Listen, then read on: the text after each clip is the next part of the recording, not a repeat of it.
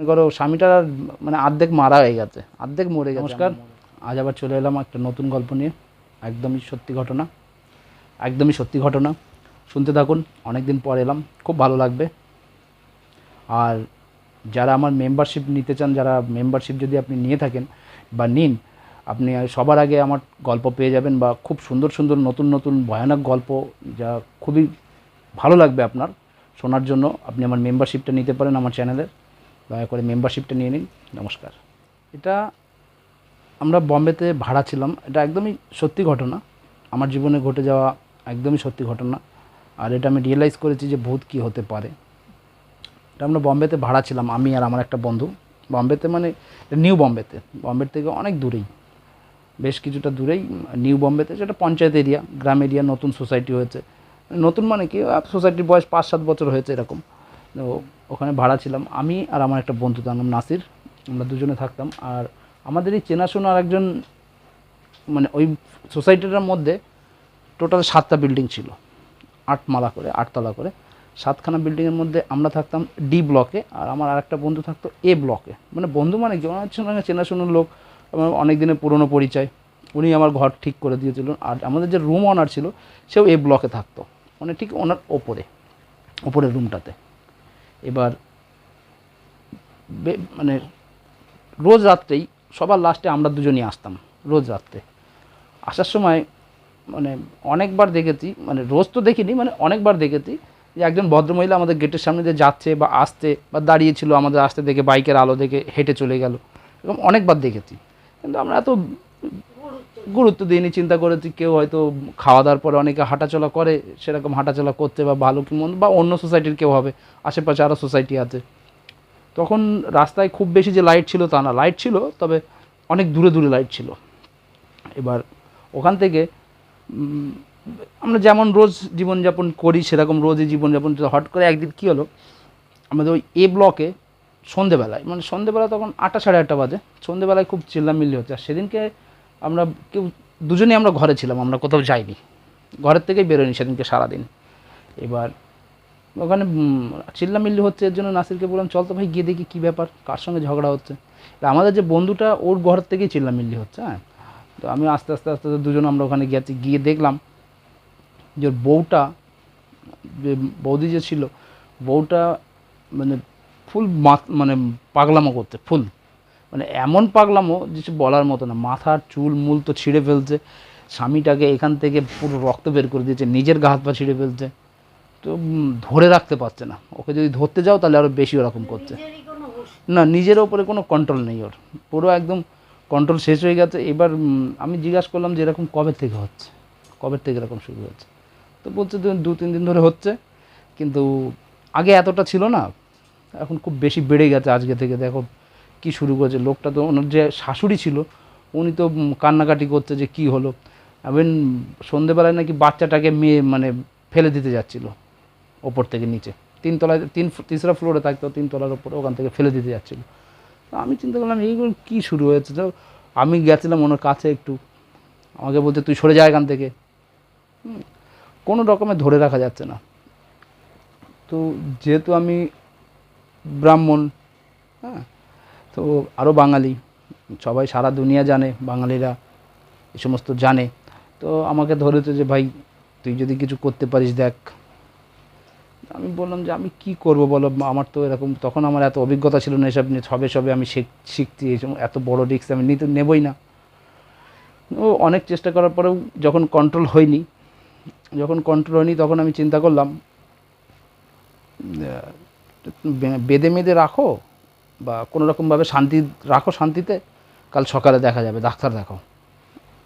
রাত্রেবেলা 1:30-2 নাগাদ আবার ফোন করেছে আমাকে যে ভাই আর একবার আমার ঘরে আয়, আমি আর সহ্য করতে পারছি না। গিয়ে দেখি যত কাচের বাসন মাসন, কাপ প্লেট যা আছে সব ফেলে দিয়েছে, ভেঙে চুরে একাকার, লণ্ডভণ্ড অবস্থা। বাচ্চাটা এক কোনায় বসে আছে, শাশুড়িটা এরকমভাবে ধরে নিয়ে। আর আর শাশুড়িটা মানে ভয়তে তো একদম বারবার খালি শাশুড়িটাকে মারতে যাচ্ছে, বাচ্চাটাকে মারতে যাচ্ছে। স্বামীটাকে তো মনে করো, স্বামীটা মানে অর্ধেক মারা হয়ে গেছে, অর্ধেক মরে গেছে এমন মনে হচ্ছে। আমি চিন্তা করলাম যে কী করি, বোঝানোর চেষ্টা করলাম, কোনো রকমে ওনার ধারে যেতে দিচ্ছে না, বারবার বলছে আসবি না আসবি না। আর মানে সে একটা মানে বাজে ভয়ঙ্কর একটা আওয়াজ হয়ে গেছে ওনার গলাতে, একটা ভয়ঙ্কর আওয়াজ। গলায় যে এত আওয়াজ মেয়ে ছেলের হতে পারে আমি জানতাম না, সাংঘাতিক। হ্যাঁ, এবার আমি তখনও বুঝিনি কিন্তু যেসব ভূত পেত বা এই সমস্ত কিছু যে হতে পারে, আমি মনে করলাম কোনো মেন্টালিটি প্রবলেম হয়েছে, ভালো কি মন্দ। পরের দিনকে ও একজন ওই ওপরের যে লোক ছিল উনি আমাকে বলল যে তুই যে গুরুদেবের কাছে যাস ওনাকে বল ফোন করে। ওনাকে ফোন করলাম আমি যে এরকম এরকম ব্যাপার। উনি মুম্বাইতে পাওয়াইতে থাকে। তো যথারীতি গাড়ি পাঠানো হলো, হ্যাঁ, ওনাকে আনার জন্য। উনি আসলো, আসার পরে যখন যখন প্রথম এসছে গেটের ওখানটাতে দাঁড়িয়ে গেছে, গাড়িটা ওখানটাতে দাঁড়িয়েছে, গেটের থেকে নেবেই বলেছে যে ইম্পসিবল ব্যাপার। তখনই আমাকে বলছে, হ্যাঁ, আমি বলছি ইম্পসিবল ব্যাপার, অসম্ভব ব্যাপার, এরকম কি করে হলো। এবং বলছে আর হাঁটতে, আমি বলছি আমি তো জানি না। বলছে কোথায় হবে, আমি তো ওই 3রা ফ্লোরে চলুন। এখন 3রা ফ্লোরে যখন নিয়ে গেছি, নিয়ে যাওয়ার পরে উনি কিছু জলের মন্ত্র পড়ে ছিটিয়ে দিয়েছে। তো 2-4 মিনিট ঠান্ডা ছিল। 2-4 মিনিট ঠান্ডা থাকার পরে চুপচাপ বসেছে। তো কিছুই বলছে না, কত কথা জিজ্ঞাসা করছে, কোনো কথারই জবাব দিচ্ছে না, চুপচাপ আছে আর জোরে জোরে নিঃশ্বাস নিচ্ছে। মানে সে একটা বাজে বিশ্রী অবস্থা। হ্যাঁ, রাগ হচ্ছে। অনেকক্ষণ পরে বলছে যে তুই এখান থেকে চলে যা, তুই কি নাহলে তোর কপালে দুঃখ আছে। নানান রকম কথাবার্তা বলতে থাকলে। তারপর গুরুদেব বললো চল তোর ঘরে যাই, আমি পরে আসছি। আমার ঘরে আসলো, এসে আমাকে বলছে যে ভাই অন্য কেউ এর পেছনে আছে, বুঝলি, ইম্পসিবল ব্যাপার, আমার দ্বারাই সম্ভব হবে বলে মনে হচ্ছে না, অন্য কেউ আছে এরকম বললো। আমি কালকে আবার আসবো, দেখবো চেষ্টা করে। না না, বাগান টাগান কিছু ছিল না। এবার শোনো, এবার বাড়ির সোসাইটি রোডের ওই পারে একটা ছোট খাল ছিল। হ্যাঁ, ছোট মানে খাল মানে কি, ওটা শুকিয়ে গেছে প্রায়, ওইটুখানি জায়গা বাকি আছে। ওইখানটায় কিছু গাছপালা ছিল, এরকম কোনো ব্যাপার নেই। না না, সে কোনো কিছু জিজ্ঞাসা করিনি, তো কথাই বলছে না, চুপচাপ আছে। এবার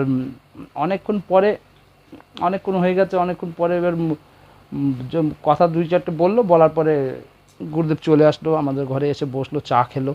চা খেয়ে আমাকে বলছে পেছনে অন্য কোনো লোক আছে, না হলে তো এত স্ট্রং, এত শক্তিশালী জিনিস না, ইম্পসিবল ব্যাপার।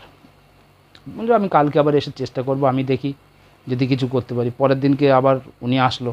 হ্যাঁ, এর মধ্যে কি করেছে, ও একবার দৌড়ে নিচে আসছে, না তো ওনার কাপড় জামা ঠিক আছে, কাপড় টাপড় ছিঁড়ে মিড়ে, না তো উনি স্নান করতে যাবে, স্নানও করবে না। আর গায়ে অস্বাভাবিক শক্তি, তাকে ধরে রাখা মুশকিল, সে আলাদাই একটা ব্যাপার। আমরা পরের দিনকে গুরুদেব আবার আসলো, আসার পরে যেমনভাবে ভূত ঝাড়াই তার যা প্রক্রিয়া সে তাই করেছে। আগুন ফাগুন ধরিয়ে বহুত রকমভাবে চেষ্টা করেছে, কোনো রকমভাবে সামনেওয়ালা পার্টি সাড়াই দিচ্ছে না, যে না আমি যাবো কি ভালো কি মন্দ কোনো কথার জবাব। 2টো চড় মেরেছে। চড় মারলে এ দৌড়ে গিয়ে ওনার হাজব্যান্ডের গলা টিপে ধরেছে, বলছে একে কেন ডেকে নিয়ে আসতিস, তোকে মেরে ফেলবো। আর সে বিশ্রী গলার ভয়েস হয়ে গেছে একদমই। অনেকক্ষণ চেষ্টা করার পরে কোনো রকম কিছু হয়নি। তারপরে এবার মোটামুটি দুবনি 2-3বার এসছে, কোনোভাবেই কোনো কিছু করতে পারিনি। এবার এখান থেকে মধ্যেখানে ওপরের যে লোক থাকতো, ওপরের লোকটা উনি বলছে কি যে কালকে একজন আমাকে জিজ্ঞাসা করছিল যে তোমাদের এখানে কাউকে কি ভূতে ধরেছে। আমি বলছি কে, আমাকে বলতে, আমি যে কে জিজ্ঞাসা করছে, বলছে একজন ভদ্রমহিলা। তখন আমার মনে পড়েছে যে রাত্রেবেলাতে এরকম আমরা দেখেছি 2-4বার। তো যেহেতু তুমি বলোনি, বলছে না আমি কিছু বলিনি। তারপর এরকম করতে থাকার পরে বেশ কিছুদিন যাওয়ার পরে ডাক্তার দেখিয়েছে। ডাক্তার দেখানোর পরে ডাক্তারও বলেছে যে চাই ওষুধ দিয়েছে, প্রেসক্রিপশন করে দিয়েছে, ব্রেনে কিছু প্রবলেম হয়েছে, ভালো কি মন্দ, বেশি চিন্তা করার জন্য ডিপ্রেশনে চলে গেছে, এই সমস্ত কিছু বলে ডাক্তার ওষুধ দিয়েছে, কিছুতেই কিছু কোনো রকমে হচ্ছে না। তখন ওই ভদ্রমহিলা যে রোজ দুপুরবেলা মানে সন্ধ্যেবেলা রাত্রেবেলায় দেখা যেত তাকে, ওই ভদ্রমহিলা সন্ধ্যেবেলার দিকে এসছে। সে যেমন উঁচু লম্বা তেমন মোটা সোটা। এসে বলতে যে কোন ফ্ল্যাটে ভূতে ধরেছে কাকে, সত্যি কথা বলে। চিল্লামিল্লি শুনে তারপরে উনি একাই ওই ঘরে গেছে। ওই ঘরে গিয়ে তারপর উনি বলে যে তোর বউ, তো বলছে হ্যাঁ। বলছে তোর বউকে ধরেছে ভূতে, এ সন্ধেবেলায় ভূতে ধরেছে, আমি এর জন্য 2-4 দিন ধরে এখান থেকে ঘোরাফেরি করছিলাম, এই আমি ঠিক করে দিতে পারি, ঝাড়িয়ে দেবো, ঠিক হয়ে যাবে, কিন্তু এর জন্য আমাকে কিছু দিতে হবে। এবার ওই ভদ্রমহিলা কী হয়েছে, উনি ওই পুকুর পাড়ের থেকে মানে মাটি আনতে গেছিলো ওই টবে দেবে তাই। মাটি আনতে গিয়ে ওইখানে একটা কিছু পেয়েছিল, সেই জিনিসটা নিয়ে এই ঝামেলাটা। হ্যাঁ, এবং সেই জিনিসটা যে কি উনি জানে আর ইনি জানে, যে পেয়েছে সেই জানে আর যে খুঁজছে সেই জানে। এই নিয়ে কিন্তু এই অশান্তিটা কিন্তু এই নেই। এবার এখান থেকে মানে বললো ঠিক আছে ঝাড়িয়ে দিন আপনি। সেই ভদ্রমহিলা তারপরে অনেক ঝাড়ফুঁক করে, প্রথমে 1 দিন 3 দিন পর ঝাড়ায়। 3 দিন ঝাড়ানোর পরে আস্তে আস্তে আস্তে আস্তে আস্তে মেন্টালিটি একটু ঠিক হয়। ঠিক হওয়ার পরে একে তো ছেড়ে দিয়েছে। ছেড়ে দিয়ে এবার ওকে জিজ্ঞাসা করার পরে যখন ছেড়ে দিয়েছে না, একদম পড়ে গেছে। পড়ে যাওয়ার পরে ওকে ধরে নিয়ে গিয়ে চেয়ারে বসিয়েছে, যতদিন মাথায় জল দিতে বললো জল দিয়েছে, সমস্ত কিছু। 1 ঘন্টা পরে নর্মাল হয়ে গেছে। নর্মাল হলে ওকে জিজ্ঞাসা করেছে, তখন ও বলছে ছাদেই আছে, আমি ওখানে তো ছাদে ফেলে রেখে দিচ্ছি। তো বলছে একটা ব্যাগ দিল উনি কোমর থেকে, বলছে এটার মধ্যে করে নিয়ে আসতে। ওর মধ্যে একটা হাড় পাওয়া গেছিলো, হাড় মাটির মধ্যে, পরে শুনলাম একটা হাড় ছিল, ওইটা নিয়ে এই ঝামেলা। উনি নিয়ে চলে গেছে, কিন্তু এই ভদ্রমহিলার মধ্যে একটা ওই অ্যাক্টিভিটি রয়ে গেছে। উনি একা একা কারোর সঙ্গে কথা বলতো, মানে মাঝে মধ্যে রাত্রেবেলায় ওই গেটের সামনে গিয়ে দাঁড়িয়ে থাকতো। এরকম বহুত কিছু প্রবলেম হতে থাকতে তারপর একজন ওনাদের ওরা গ্রামে নিয়ে যায়, ওদের যে গ্রাম ছিল ওই গ্রামে নিয়ে যায়। অ্যাকচুয়ালি ওই লোকটা ছিল ঝাড়খণ্ডে নিয়ে যায়। ঝাড়খণ্ডে নিয়ে গিয়ে ঝাড়ফুঁক করিয়ে তারপরে সুস্থ হয়। কিন্তু ওই সোসাইটির মধ্যে মনে করো আমরা থাকতে আরেকজনকে ঠিক সেম এই প্রবলেম হয়। সেম এরকম প্রবলেম, মানে এরকমভাবে সন্ধেবেলার থেকেই ঝামেলা শুরু, তার এরকম হয়েছে, নানান রকম অত্যাচার। সে তো পরের দিনকেই তার বউকে গাড়ি করে নিয়ে তার গ্রামে চলে গেছে, আর থাকেই নি ওইখানে। অনেক লোক এখানে মানে এই সমস্তভাবে আক্রান্ত হয়েছিল। অনেক লোক এই সমস্ত ঝামেলাতে অনেক লোক পড়েছে।